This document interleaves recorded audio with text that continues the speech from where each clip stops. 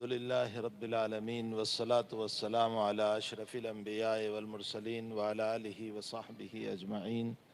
أما بعد، أعوذ بالله من الشيطان الرجيم. بسم الله الرحمن الرحيم. من عارض عن ذكري فإن له معيشة ضنقا ونحشرهم يوم القيامة أعمى وقد كنت بصيرا. صدق الله العظيم. وقال النبي صلى الله تعالى عليه وسلم: ما من الانبیاء نبی الا اوتی ما آمن علیہ البشر واوتیت وحیا اوحاہ اللہ تبارک وتعالی الی وارجو ان اکون اکثرهم تابعا یوم القیامہ او کما قال صلی اللہ تعالی علیہ وسلم۔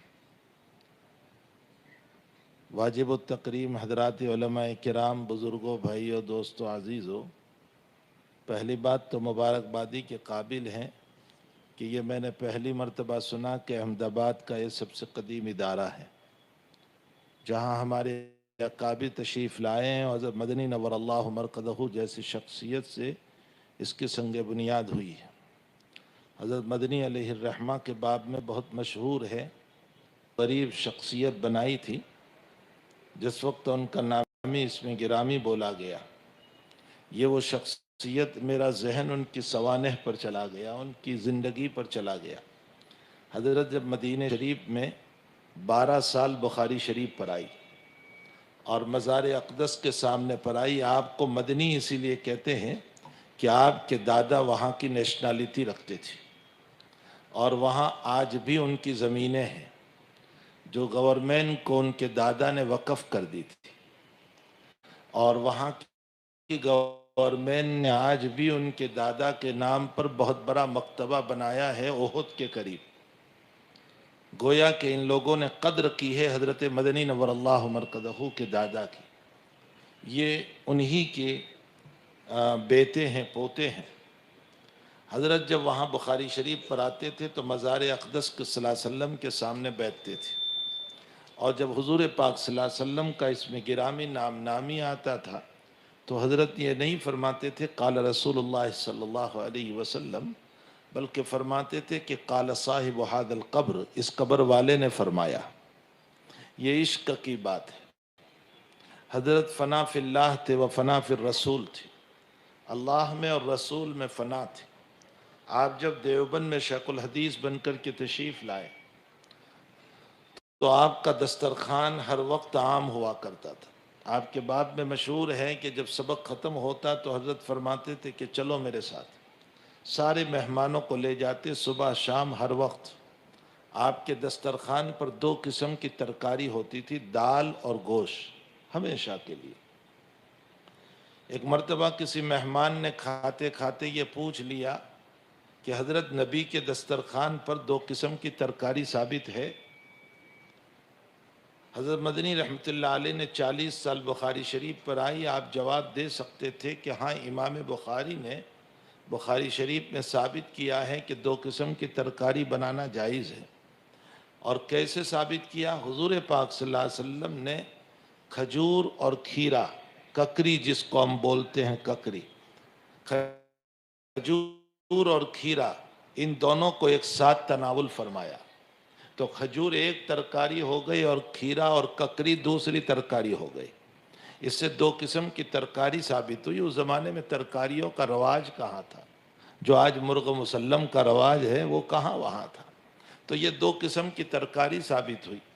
یہ حدیث بھی حضرت کے سامنے تھی، یہ باب بھی سامنے تھا، لیکن تواضع کا پیکر جواب یہ دے رہا ہے، حالانکہ اس سے جواب دے سکتے تھے، لیکن حضرت نے جواب دیا کہ بھائی تم ہم سے سنت کی اتباع مانگ رہے ہو، ہم تو ہے ہی دنیا کے کتے، ہم سے نبی کی اتباع کہاں ہو سکتی ہے؟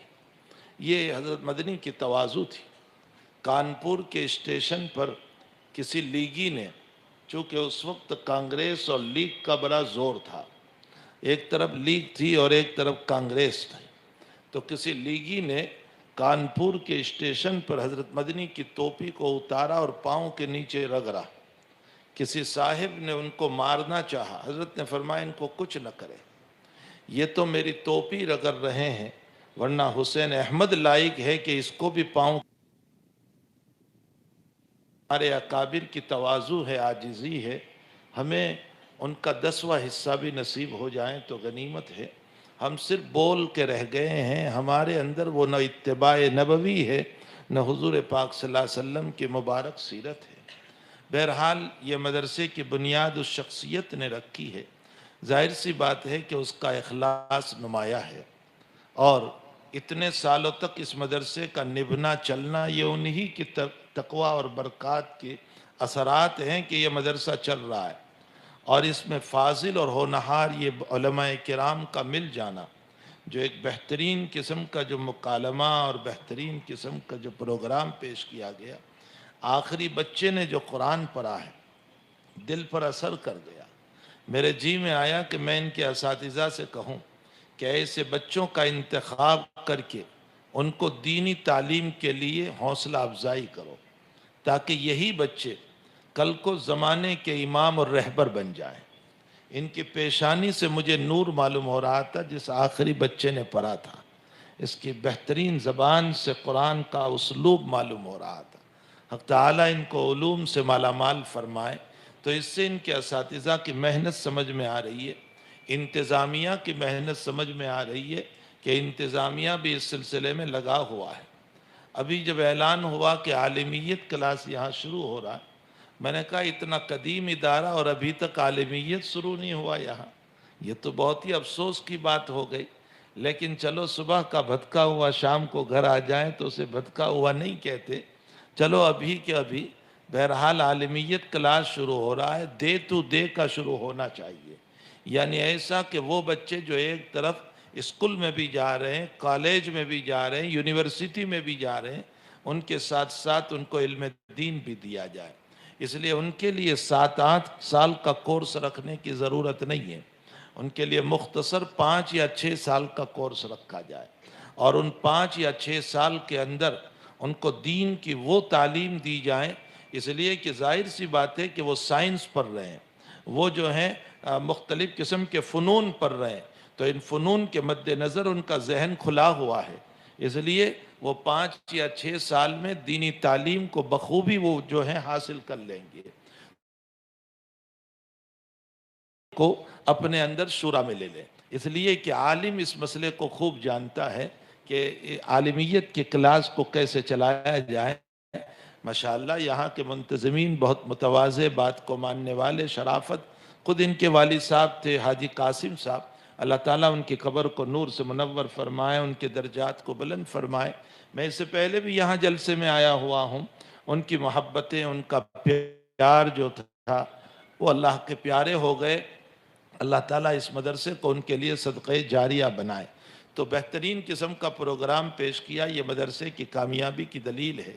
وہ جو مکالمہ پیش کیا تھا جس کے اندر قرض دار بھی تھا، قرض خواہ بھی تھا، اور مار پیٹ کی بات بھی ہو گئی تھی، تو اس میں 2 لفظ آئے تھے کہ اللہ اسراف کو پسند نہیں کرتا اور تبذیر کو پسند نہیں کرتا، اور اس بچے نے 2 آیتیں پڑھی تھی، ان المبذرین کانوا اخوان الشیاطین اور لا تسرفوا۔ تو میرا ذہن قرآنی تفسیر کی طرف منتقل ہوا کہ تبذیر اور اسراف میں فرق کیا ہے۔ ضرورت کے موقع پر حد سے زیادہ خرچ کرنا اس کو اسراف کہا جاتا ہے۔ مجھے کپڑے کی ضرورت ہے، ضرور ہے، لیکن جہاں میرا کپڑا 500 روپے میں ہو سکتا ہے، 1000 روپے میں ہو سکتا ہے، وہاں میں 10,000 کا خریدوں، اس کو اسراف کہا جاتا ہے۔ تو ضرورت کے درجے میں حد سے زیادہ خرچ کرنا اس کو اسراف کہا جاتا ہے، اور جہاں کوئی ضرورت نہ ہو وہاں خرچ کرنے کو تبذیر کہا جاتا ہے۔ اسی لیے شادی کے موقع پر جو خرچ کیا جاتا ہے جس کی کوئی ضرورت نہیں ہے، شادی تو بالکل سادی ہوا کرتی ہے۔ جناب نبی کریم صلی اللہ علیہ وسلم کی شادی یا آپ کی بیٹیوں کی شادی کا نمونہ ہمارے سامنے ہے۔ تو یہ جو شادیوں میں ہم خرچ کرتے ہیں وہ تبذیر ہے، اس لیے کہ بلا ضرورت خرچ کر رہے ہیں۔ اور قرآن کی بلاغت دیکھیں کہ ان المبذرین کانوا اخوان الشیاطین، اللہ نے بغیر ضرورت کے خرچ کرنے والوں کو شیطان کے حوالے کر دیا کہ وہ شیطان کے بھائی ہے، اور جو لوگ ضرورت کے درجے میں حد سے زیادہ خرچ کرتے ہیں اس سے متعلق فرمایا ان اللہ لا يحب المسرفین، اللہ اسراف کرنے والوں کو پسند نہیں کرتا۔ معلوم ہوتا ہے پسند نہیں کرتا، لیکن کم سے کم دشمن کے حوالے تو نہیں کیا. تبذیر والوں کو تو اللہ نے دشمن کے حوالے کر دیا، شیطان کے حوالے کر دیا. قرآن ایک بات اور بھی کہہ رہا ہے کہ جو اللہ کے ذکر سے اعراض کرتا ہے، اللہ کو یاد نہیں کرتا، نمازیں نہیں پڑھتا، تقوی ورع پرہیزگاری نہیں ہے، حلال کا لقمہ نہیں ہے، اللہ اس کو بھی شیطان کے حوالے کر دیتا ہے. قرآن میں اللہ کہہ رہا ہے وَمَن يَعْشُ عَن ذِكْرِ الرَّحْمَنِ نُقَيِّضْ لَهُ شَيْطَانٌ فَهُوَ لَهُ قَرِينٌ. وَمَن يَعْشُ عَن ذِكْرِ الرَّحْمَنِ، جو رحمان کے ذکر سے اعراض کرے گا، جو رحمان کی یادوں سے اعراض کرے گا، مَن يَعْشُ عَن ذِكْرِ الرَّحْمَنِ نُقَيِّضْ لَهُ شَيْطَانٌ، ہم شیطان کو اس کے تابع بنا دیتے ہیں، اس کو شیطان کے تابع بنا دیتے ہیں. فَهُوَ لَهُ قَرِينٌ، وہ اس کا ساتھی ہو جاتا ہے. تو پھر ملائکہ حفاظت نہیں کرتے، پھر شیطان ہی اس کے ساتھ رہتے ہیں. اور شیطان کے ساتھ رہنے کی بنیاد پر کبھی تو مالی مشکلیاں پیش آتی ہے، کبھی گھریلو مشکلیاں پیش آتی ہے، کبھی بیماریوں کے سلسلے چلتے ہیں، کبھی حالات پہ حالات چلتے ہیں. ہم عاملوں کے پاس دوڑتے ہیں کہ کوئی تعویذ ہو جائیں تاکہ حالات دور ہو جائیں.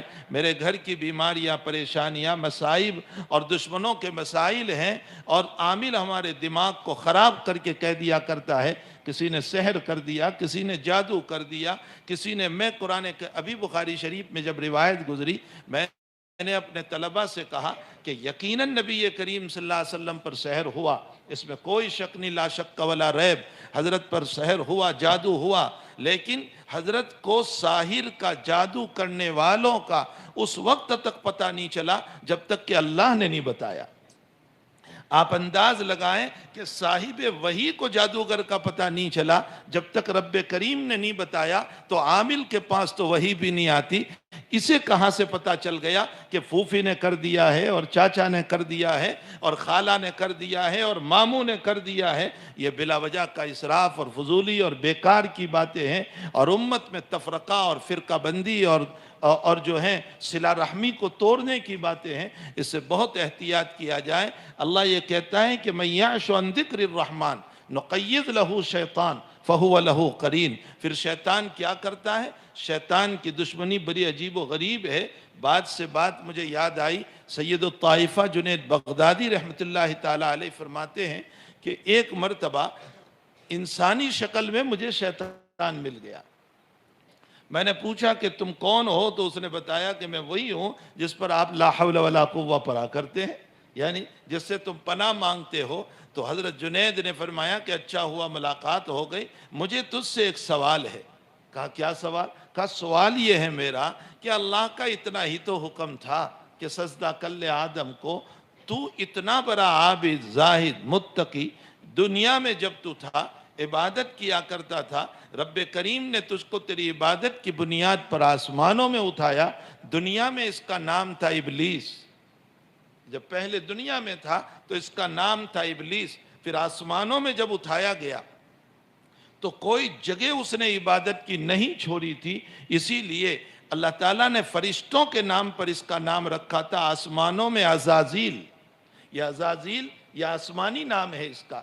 ابلیس پہلا نام ہے اور عزازیل آسمانی نام ہے. لیکن جب مردود اور راندے درگاہ ہوا تو پھر رب کریم نے اس کا نام شیطان رکھا.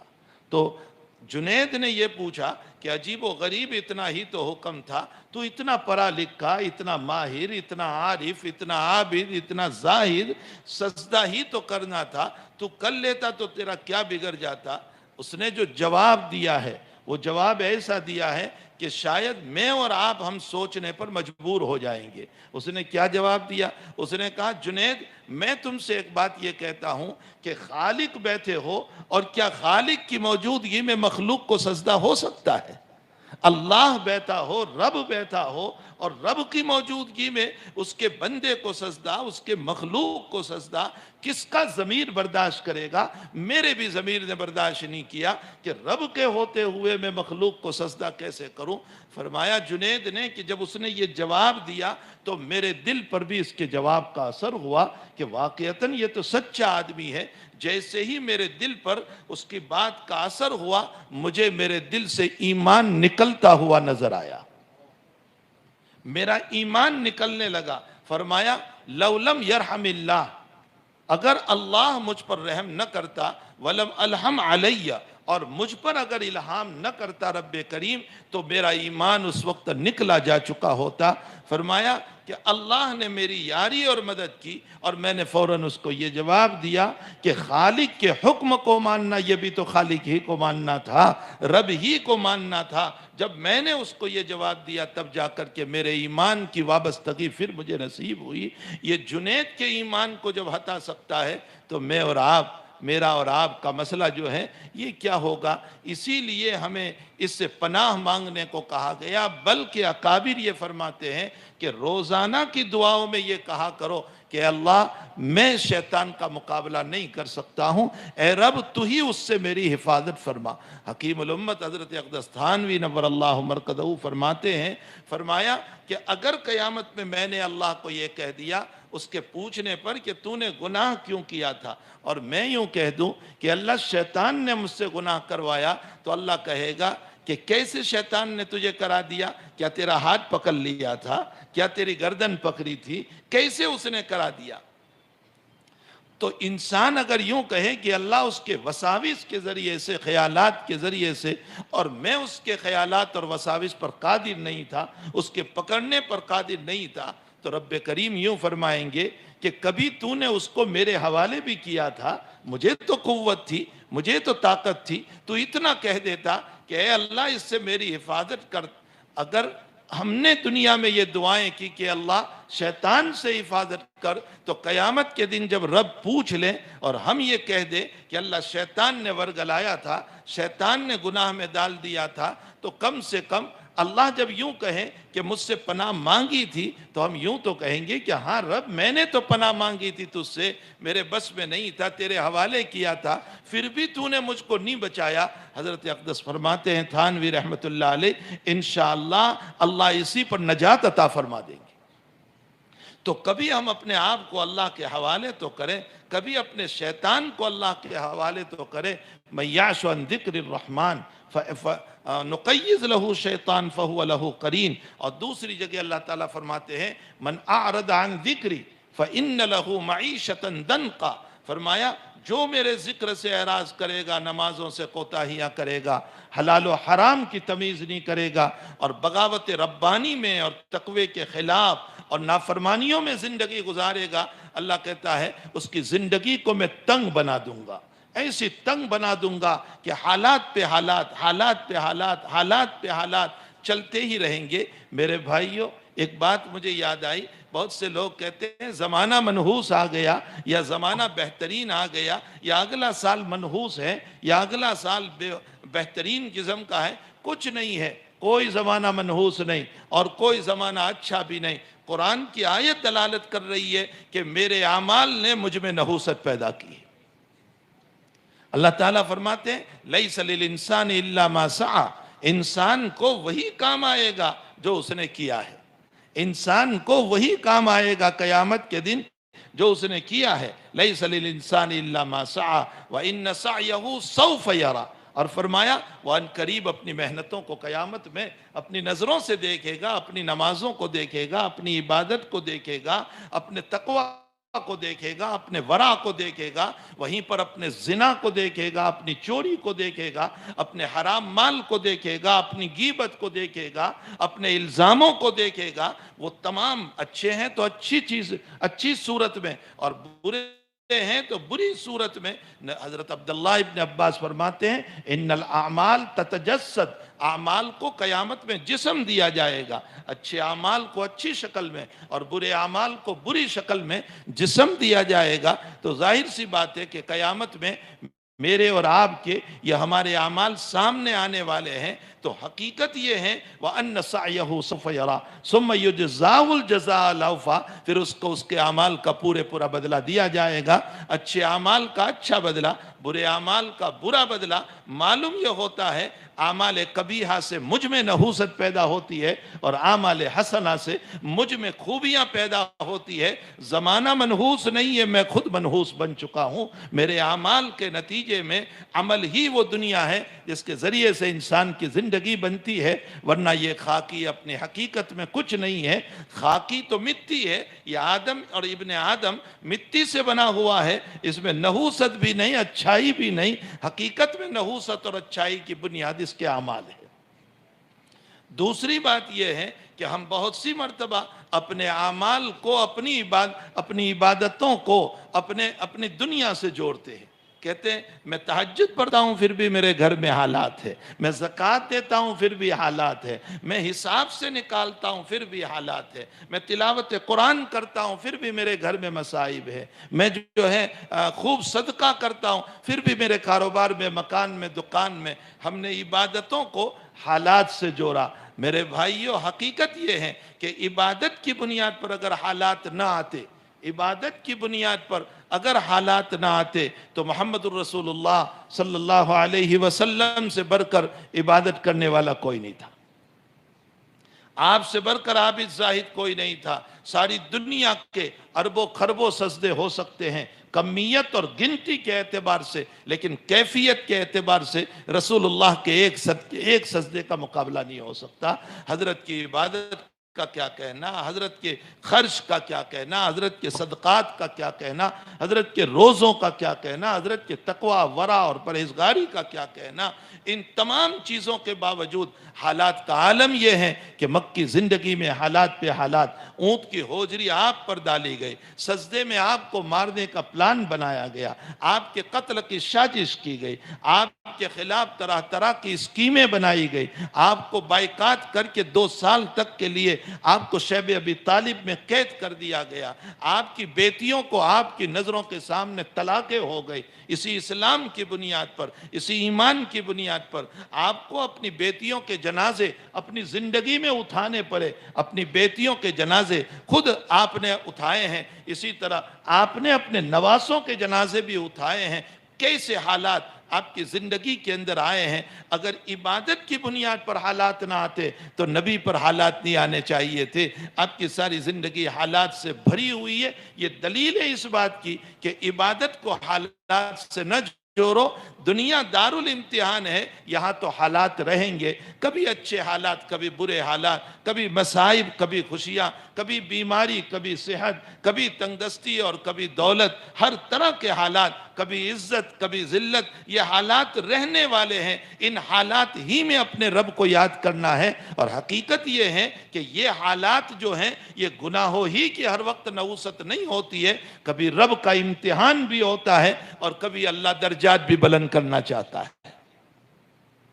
جناب نبی کریم صلی اللہ علیہ وسلم مرض الوفات میں ہیں، آپ کو سکرات ہوئی۔ ماں عائشہ صدیقہ رضی اللہ تعالیٰ عنہ فرماتی ہے، بخاری شریف کی روایت میں ہے کہ آپ نے ٹھنڈا پانی منگوایا اور یوں ہاتھ ڈالتے اور اپنے چہرے پر پھیرتے تھے اور کہتے تھے یا عائشہ ان للموت سکرات، یا عائشہ ان للموت سکرات، عائشہ موت کی مجھے سختی ہے، موت کی مجھے سختی ہے۔ چلو کسی کافر کے باب میں ہم یہ کہہ دیں کہ اس کے لیے عذاب شروع ہو گیا، کسی مومن کے باب میں ہم یوں کہہ دیں کہ اللہ اس کے گناہ کو معاف کر رہا ہے اس لیے سکرات ڈال دی، کسی مومن کے باب میں ہم یوں کہہ دیں اللہ اس کے درجات کو بلند کر رہا ہے اس لیے سکرات ڈال دی۔ میرے نبی علیہ السلام کے تو گناہ بھی نہیں، وہ معصوم ہے، مغفور ہے، ان کے درجات کو بلند کرنے کی کوئی ضرورت بھی نہیں۔ ان کے تو درجات اتنے بلند ہیں کہ وہ جب تک جنت نہیں کھولیں گے جنت میں کوئی جا نہیں سکتا ہے۔ قیامت کے دن شفاعت کبریٰ اللہ نے آپ کے حوالے فرمائی، حوض کوثر آپ کو اللہ نے عطا فرمایا، یہ ساری بلندیاں نصیب فرمائی، رفع درجات کی کیا ضرورت تھی؟ پھر سکرات ہوئی کیوں ہے آپ کو؟ ہمارے حضرت گنگوہی نور اللہ مرقدہ کا جواب دلوں پر نقش کر لو، فرمایا حضرت کو نہ رفع درجات کے لیے سکرات ہے نہ مغفرت کے لیے سکرات ہے، اس لیے سکرات ہوئی کہ امت میں کسی کی ماں کو یا کسی کے باپ کو یا کسی کے شوہر یا بیوی کو سکرات ہو تو وہ اپنے نبی کی سکرات کو یاد کر کے تسلی حاصل کر لے کہ میرے آقا کو جب سکرات ہوئی ہے تو میری ماں کو ہو گئی، میرے باپ کو ہو گیا، میرے شوہر کو ہو گئی یا میری بیوی کو، تو اس میں مجھے غم کرنے کی ضرورت نہیں ہے۔ حضرت گنگوئی فرماتے ہیں کہ اللہ اکبر، یہ محبوب نبی اپنی امت کے خاطر سکرات بھی برداشت کر کے گیا تاکہ امت کی تسلی کا سامان ہو جائے۔ میرے بھائیو، دنیا میں محبوب چیز جو ہوا کرتی ہے وہ کوئی کسی کو نہیں دیتا. اگر گھڑی محبوب ہے مولانا مجھے نہیں دیں گے, کپڑا محبوب ہے مجھے نہیں دیں گے, دنیا کی محبوب چیز کوئی نہیں دیا کرتا, لیکن میرے رب کا محبوب ترین جو ہے وہ جناب رسول اللہ صلی اللہ علیہ وسلم ہے. وہ اللہ نے اپنے محبوب کو اس امت کے حوالے کیا. لیکن افسوس صد افسوس کہ اس امت ہی نے اس کی قدر نہیں کی اور اس امت کے اس نبی کے مقام کو نہیں پہچانا. تو من اعرض عن ذکری فإن له معیشة ضنکا, میں اس کی زندگی تنگ کر دوں گا, حالات سے بھر دوں گا, اور ایسے حالات چلیں گے کہ ایک مصیبت نہیں گئی کہ دوسری, اور دوسری نہیں گئی کہ تیسری, اور تیسری نہیں گئی کہ چوتھی. مصیبتوں کا سلسلہ چلے گا, عاملوں کے بھٹکاوے چلیں گے, خیالات فاسدہ چلیں گے, شیطان کی غلط تعویلیں چلے گی, لیکن ذہن کبھی بھی عبادت ربانی کی طرف نہیں جائے گا. اللہ کے ذکر کی بنیاد پر حالات دور ہوتے ہیں, ترقی درجات ہوتا ہے, رفع حالات ہو جاتے ہیں. اس لیے ہمیں چاہیے کہ من اعرض عن ذکری فإن له معیشة ضنکا, اس کو سوچتے رہیں اور اللہ کے نیک اور صالح بندے بننے کی کوشش کریں. اور صالحیت پیدا ہوتی ہے علم کے ذریعے سے, دل زندہ ہوتا ہے علم کے ذریعے سے, دل جو ہے اللہ کی طرف مائل ہوتا ہے علم کے ذریعے سے. انما یخشی اللہ من عبادہ العلماء, اللہ سے ڈرنے والے علماء ہیں, اس لیے کہ ان کے پاس نالج ہے, اللہ کا علم ہے. انا اعلمکم واخشاکم باللہ, میں اللہ کو سب سے زیادہ جاننے والا, حضور پاک صلی اللہ علیہ وسلم فرماتے ہیں, اور سب سے زیادہ خشوع اور تقوی رکھنے والا ہوں. تو جہاں علم ہوگا وہاں تقوی ہوگا. حضور پاک صلی اللہ علیہ وسلم فرماتے ہیں کہ مثلی و مثل ما بعثنی اللہ بالعلم والہدی کمثل الغیث الکثیر. اللہ کے نبی اپنی لائی ہوئی ہدایت کی مثال جو سمجھاتے ہیں وہ بارش کے پانی سے. بارش کا پانی جو ہوتا ہے وہ برستا ہے, تو محدثین فرماتے ہیں کہ نبی یہ کہنا چاہتے ہیں کہ بارش کے پانی سے مردہ زمین زندہ ہوتی ہے, اور نبی کی تعلیمات سے مردہ قلوب زندہ ہوتے ہیں. انسان کے جو دل مر چکے ہیں وہ نبی کی تعلیمات سے زندہ ہو جاتے ہیں. یہ تو عام محدثین نے تشریح فرمائی بخاری کی اس روایت کی. ہمارے حضرت جی مولانا یوسف صاحب رحمۃ اللہ علیہ کی ایک تشریح میں نے میرے اکابر سے, میرے اساتذہ سے سنی. حضرت جی مولانا یوسف صاحب رحمۃ اللہ علیہ فرماتے تھے کہ تم دنیا بھر کی چیزیں کھا لو پی لو, تم نے کولڈ ڈرنک پی, تم نے کوک پیا, تم نے جوس پیا, لیکن اس کے بعد کہتے ہیں پانی لاؤ. بھائی تم نے ابھی ٹھنڈا پیا, ابھی آئس کریم کھائی, اور تم پانی مانگ رہے ہو, تو تم کہتے ہو پیاس تو پانی ہی سے بجھتی ہے. حضرت عام زبان میں سمجھانا چاہتے ہیں کہ جیسے کولڈ ڈرنک سے پیاس نہیں بجھتی, کوک سے پیاس نہیں بجھتی, جو ہے آئس کریم سے پیاس نہیں بجھتی, پیاس تو پانی ہی سے بجھتی ہے. اسی طرح اللہ کے نبی یہ کہنا چاہتے ہیں کہ دنیا کے سارے علوم تم حاصل کر لو, تم لوئر بن جاؤ, تم ٹیچر بن جاؤ, تم ڈاکٹر بن جاؤ, تم گریجویٹ بن جاؤ, تم سائنس کے اعلیٰ مقام پر پہنچ جاؤ, سارے علوم کو حاصل کر لو, لیکن تمہارے دل کی تسکین اور تمہارے دل کی پیاس تو محمدی تعلیم ہی سے ہو سکتی. دل کو سکون اس وقت ملے گا جب نبوی تعلیم پر ہم چلیں گے, اور نبوی تعلیم سے ہٹیں گے تو دنیا تو مل سکتی ہے, سکون نہیں مل سکتا. میرے بھائیوں, ہم اپنے پیسوں کے ذریعے سے بہترین بیت تو خرید سکتے ہیں, لیکن یاد رکھو نیند نہیں خرید سکتے. نیند تو اللہ ہی کی طرف سے ہوتی. ہم اپنے پیسوں کے ذریعے سے دوائیاں تو خرید سکتے ہیں, لیکن شفا نہیں خرید سکتے. شفا اللہ ہی کی طرف سے ہوتی ہے. ہم اپنے پیسوں کے ذریعے سے ایئر کنڈیشن کو خرید سکتے ہیں, شاندار مکان کو خرید سکتے ہیں, لیکن سکون نہیں خرید سکتے. سکون اللہ کی طرف سے ملتا ہے, اور وہ سکون ملتا ہے نبوی تعلیمات میں اور قرآن کریم کے اندر. اسی میں دلوں کو سکون ملتا ہے. اسی کو فرمایا مثلی و مثل ما بعثنی اللہ بالعلم والہدی کمثل الغیث الکثیر. تو یہ علم جو ہے یہ تقوی پیدا کرنے والا, ورع پیدا کرنے والا, پرہیزگاری پیدا کرنے والا, اللہ سے ڈرانے والا, رب سے قریب کرنے والا, شیطان سے بچانے والا. میں یہ نہیں کہتا ہوں کہ عالم کے پاس شیطان نہیں آتا, شیطان تو ہر ایک کے پاس آتا ہے سوائے انبیاء کرام علیہم الصلاۃ والتسلیم. حضرات انبیاء کے پاس بھی آیا تھا, آقا صلی اللہ علیہ وسلم کی نماز خراب کرنے بھی آیا تھا. حضرت رات میں نماز پڑھ رہے تھے, اس نے آگ لگا دی تاکہ نبی کی نماز خراب ہو جائے. حضرت نے اس کو پکڑ لیا, اور نبوی طاقت جو ہوا کرتی ہے نا, شیطان کی حیثیت اس کے سامنے کچھ نہیں ہوا کرتی. نبوی طاقت نے اس کو پکڑا. حضور فرماتے ہیں میرے جی میں آیا کہ میں اس کو پکڑ کے مسجد نبوی کے ستون سے باندھ دوں تاکہ صبح کو مدینے کے بچے اس سے کھیلتے. لیکن میرے بھائی سلیمان کی دعا مجھ کو یاد آ گئی, رب ہب لی ملک لا ینبغی لأحد من بعدی, اے اللہ میرے بعد تو ایسی حکومت کسی کو نہ دینا کہ جنوں کے اوپر بھی ان کا بس چل جائے. اگرچہ نبی کو طاقت تھی, قوت تھی, حکومت تھی, لیکن اس کے باوجود سلیمان پر مالکیت اور حکومت کا غلبہ تھا, میرے نبی کے اوپر عبدیت کا غلبہ تھا. ظاہر سی بات ہے کہ عبدیت کے مقام کا لحاظ کرتے ہوئے جناب نبی کریم صلی اللہ علیہ وسلم نے اس کو چھوڑ دیا. تو آپ کی نماز بھی خراب کرنے کے لیے آیا تھا, لیکن انبیاء معصوم ہوتے ہیں, انبیاء کو اللہ کی طرف سے بچایا جاتا ہے. باقی دنیا میں کوئی معصوم اور محفوظ نہیں ہو سکتا ہے, سبھی کے پاس شیطان ہوا کرتا ہے. لیکن یہ ضرور ہے کہ انسان کا علم اور انسان کا ورع اور انسان کا تقوی جو ہے وہ کبھی شیطان سے بچایا کرتا ہے. سیدنا عبد القادر جیلانی رحمت اللہ علیہ تہجد پڑھ رہے ہیں اور روشنی ہوئی اور آواز آئی, عبد القادر حد ہو گئی نمازوں کی عبادت کی, اب نماز کی تجھے ضرورت نہیں. تھوڑی دیر سوچنے کے بعد حضرت نے فرمایا کہ میرے نبی پر نماز معاف نہیں تو عبد القادر پر معاف کیسے ہو گئی؟ آپ نے فرمایا لا حول ولا قوت الا باللہ, مردود تو مجھے گمراہ کرنے آیا. تو پھر غیب سے آواز آئی شیطان کی کہ عبد القادر تیرے علم نے تجھ کو بچا لیا. اس میں بھی دھوکہ تھا کہ علم نے بچا لیا. عبد القادر نے جواب دیا میرے علم نے نہیں, میرے اللہ نے بچایا.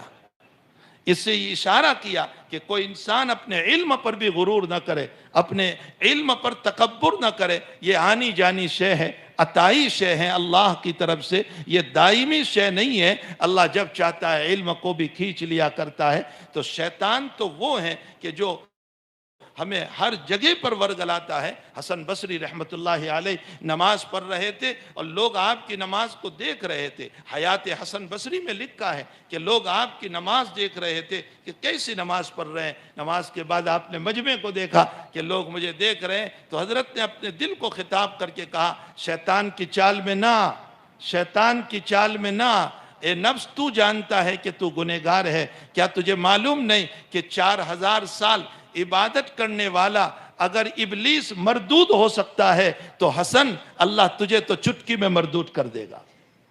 اس لیے حقیقت یہ ہے کہ علم جو ہے وہ شیطان سے بچاتا ہے, تقوی اور ورع نصیب کرتا ہے. اور یہ علم یہاں پر پڑھایا جاتا ہے, علم دین کو سکھایا جاتا ہے. یہ بہت بڑی چیز ہے جو شیطانی حربے سے بچنے کا ذریعہ ہے. حضور پاک صلی اللہ علیہ وسلم فرماتے ہیں تمام نبیوں کو جو ہیں معجزات دیے گئے, لیکن وہ سارے معجزات ان کے ساتھ چلے گئے. میں نے جو حدیث پڑھی اس کا ترجمہ کر دوں. سارے معجزات ان کے ساتھ چلے گئے. اب ید موسیٰ بھی نہ رہا, اب عصائے موسیٰ بھی نہ رہا. یہاں کوئی موسیٰ بھائی ہو اور اس کا عصا ہو وہ اور بات ہے, اور مولانا منظوم صاحب کا عصا ہو وہ اور بات ہے, لیکن عصا وصا اب کچھ رہا نہیں. نہ عصائے موسیٰ رہا, نہ ید بیضہ رہا, نہ حضرت جو ہے نوح علیہ السلام کی وہ کشتی رہی, اور نہ تو اور انبیاء کرام علیہ السلام, حضرت صالح کی وہ اونٹنی رہی, نہ عیسیٰ کے وہ معجزات رہے, نہ ہمارے آقا کے کوئی معجزات رہے. ہمارے آقا کے بے شمار معجزات, کنکریوں کا سلام کرنا, پانی کا بر جانا, تیر کے ڈالنے پر, لعاب کے ڈالنے پر پانی کا بر جانا. معجزات نبوی دو طرح کے ہیں, قولی ہے, فعلی ہے. قولی معجزات بھی ہے, فعلی معجزات بھی ہے. فعلی معجزات کا معنی ہاتھ ڈالا پانی بڑھنے لگا, لعاب ڈالا پانی بڑھنے لگا, یہ سب فعلی معجزات ہے. ایک کھجور کے ڈھیر پر بیٹھے سارا قرض ادا کروا دیا, یہ سب فعلی معجزات ہے. اور قولی معجزہ کس کو کہتے ہیں؟ آپ نے کوئی بات ارشاد فرمائی اور وہ ہو کر رہی, یہ قولی معجزہ ہے. مثلا یہ کہ آپ ایک دیہاتی کی عیادت کے لیے چلے گئے اور اس سے کہا لا باس طہور انشاءاللہ, اللہ تجھے اچھا کر دے گا انشاءاللہ. وہ کہنے لگا میرا بخار اتنا ہے کہ جوان برا ہو جائیں اور برا قبر میں پہنچ جائیں, یہ دیکھ نہیں رہے ہو میرا بخار. حضرت نے فرمایا جا ایسا ہی ہو جائے. وہ ایسا ہی کہنا تھا کہ اس کی موت ہو گئی۔ یہ قولی معجزہ ہے نبی کریم صلی اللہ علیہ وسلم کا۔ ایک عورت آئی حضور کی خدمت میں، مجھے مرگی کی بیماری ہے، میں گر جاتی ہوں، اللہ کے نبی دعا فرما دیجئے میں اچھی ہو جاؤں۔ حضرت نے فرمایا صبر کر لے، اللہ جنت الفردوس عطا کرے گا۔ ایمان یافتہ تھی، تربیت یافتہ تھی۔ ہاں نبی کے صحابہ ہماری طرح سن سن کر سن ہو گئے ہیں، جیسے ہم تو سن ہو گئے ہیں نا، وعظ و نصیحت کی کمی نہیں، تعلیم و تعلم کی کمی نہیں، لیکن ہمارا بال بھی کھڑا نہیں ہو رہا ہے، بس سن کر کے دامن جھاڑ کر چلے جاتے ہیں۔ فتح مدائن کے موقع پر جب مدائن فتح ہوا، سعد بن ابی وقاص رضی اللہ تعالیٰ عنہ عشرہ مبشرہ میں سے ہیں، اور سپہ سالار ہے، امیر لشکر ہے، اور ایک آدمی آیا اور اپنے کپڑے میں وہاں کے بادشاہ کا تاج چھپا کر کے، جو رومن امپائر کا تاج تھا، جو ہیروں سے بھرا ہوا، جو گول اور سونے سے بھرا ہوا، وہ کپڑے میں چھپا کر کے لایا اور حضرت سعد کو فرمایا یہ قیمتی چیزیں حضرت لے لیجئے۔ حضرت نے لی اور اس کو بہت غور سے دیکھا، لیکن حضرت نہیں پہچانتے تھے اس سپاہی کو کہ یہ کون ہے۔ حضرت نے فرمایا بھائی تم کون ہو جو اتنے دیانتدار اور امانتدار، تم چھپانا چاہتے تو چھپا لیتے، یہ کتنا قیمتی جو ہے تاج ہے کہ تم اپنے خیمے میں اس کو لے جاتے، لیکن تم نے ایسا نہیں کیا، تمہارا نام تو مجھے بتاؤ۔ اس نے فوراً چہرہ پھرا لیا اور پشت پھرا کر کہنے لگا مجھے نام کہنے کی ضرورت نہیں، وہ خوب جانتا ہے جس کے لیے میں نے دیا ہے، وہ اللہ خوب جانتا ہے جس کے لیے میں نے اس کو دیا ہے، یہ امانت میں میرے نام پر مرا جا رہا ہوں، وہاں اللہ کے لیے مرتے تھے۔ تو اس عورت سے کہا صبر کر لے، اللہ جنت الفردوس دے گا۔ اس نے کہا میں صبر تو ضرور کر لوں گی، چلو کوئی حرج نہیں، لیکن اتنی دعا فرما دیں کہ میں راستے میں جاتی ہوں اور بے ہوش ہو جاتی ہوں، کم سے کم میرا سطر تو نہ کھلے۔ حضرت نے فرمایا جا تیرا سطر نہ کھلے۔ یہ قولی معجزہ تھا آپ کا کہ اس کی وفات تک وہ راستے میں بے ہوش ہو جاتی تھی، لیکن اس کا کپڑا ذرہ برابر ہتھا نہیں تھا۔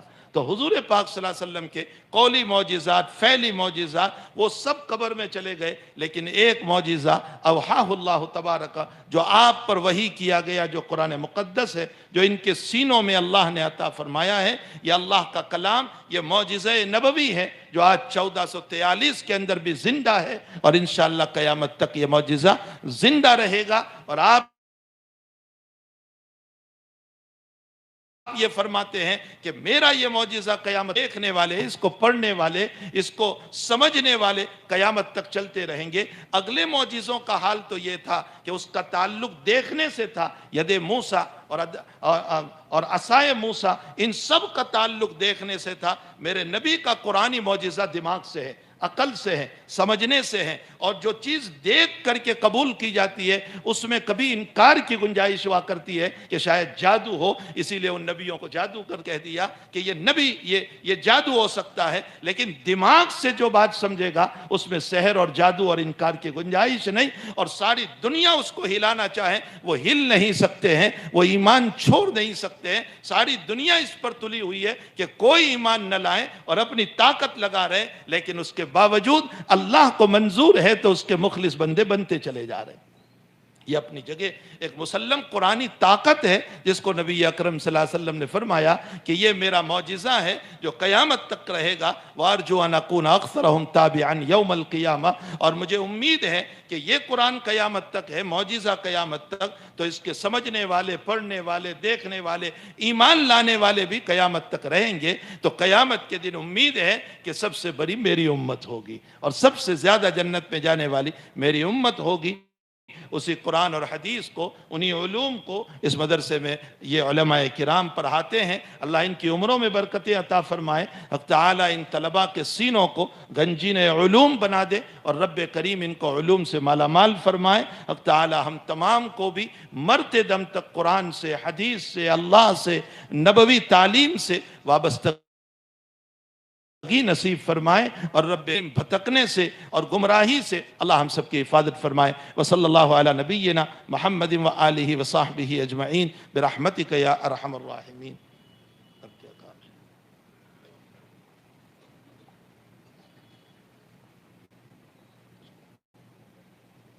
درود شریف پڑھنا۔ الحمدللہ رب العالمین والعاقبۃ للمتقین والصلاة والسلام علی اشرف الانبیاء والمرسلین وعلی آلہ وصحبہ اجمعین۔ اللہم صلی علی سیدنا حبیبنا و شفیعنا و سندنا مولانا محمد وبارک وسلم۔